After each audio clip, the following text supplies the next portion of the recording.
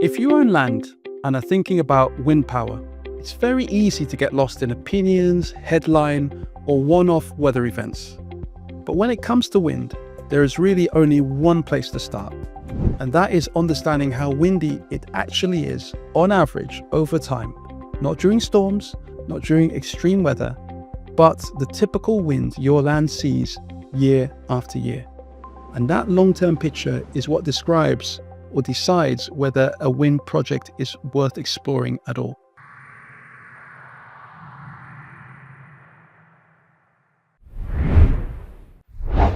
In the UK, the wind resource has been extremely steady.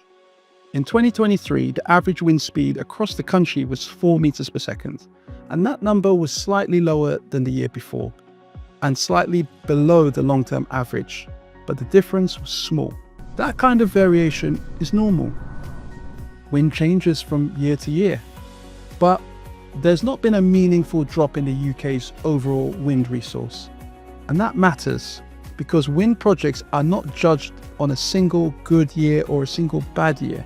They're assessed over long periods of time, usually 20 years or more.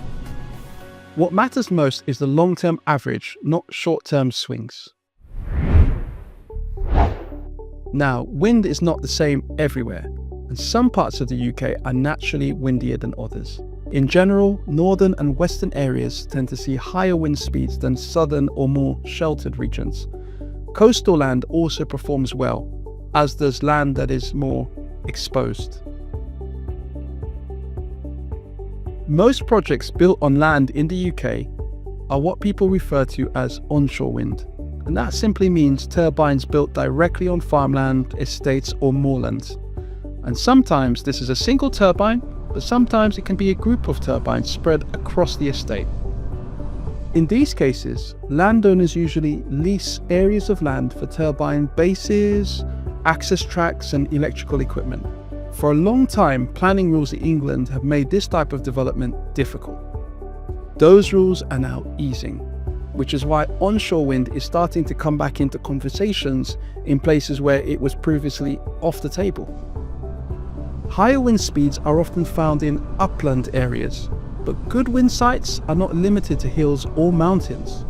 For example, parts of Scotland, including areas around Inverness, average more than 5 meters per second. Now that level of wind helps explain why there's so much development that has taken place around that region. Wind also changes throughout the year, and the strongest average wind usually comes in the winter months. And while storms can produce high gusts, turbines are designed to shut down safely during extreme weather. The real value comes from steady winds over long periods of time, not from rare events. So how does all of this translate into income? In simple terms, higher average wind speeds usually mean more electricity is generated, but that does not tell the full story. What also matters is how often wind turbines are actually producing power compared to their maximum potential, and this is known as their capacity factor. For land-based wind projects in the UK, capacity factors are typically between 25 to 35%, whereas offshore wind farms are usually around 40 to 50%. Capacity factors matters because it affects how much electricity is sold. And where landowners' income is linked to production rather than a fixed rent, it directly affects income as well. When people talk about a wind farm, they simply refer to a group of turbines generating electricity for the grid. On land, this usually involves a direct lease between the landowner and developer. Offshore wind works differently. Offshore wind refers to large wind farms built out at sea, and landowners do not lease the seabed for those projects.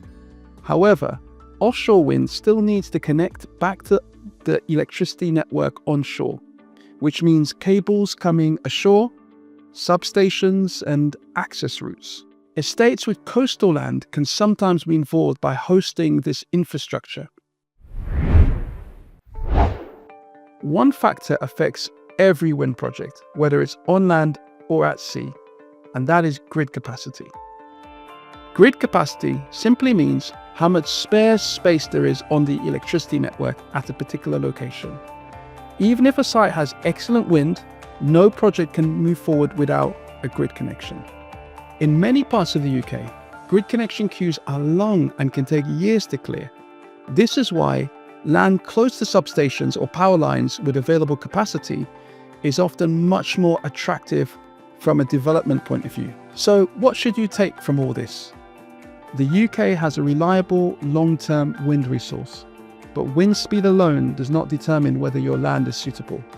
You also need to understand what type of project is being considered, how much electricity it can realistically produce, and whether there is spare space on the grid to connect it. I've touched on some technical terms in this video, and if you'd like to explore any of them further, please check out our Renewable Energy Definition Guide. You'll see a link in the description below. Thanks for watching, and if you found this video helpful, please like, subscribe, and share it with another landowner who might be asking the same questions as you.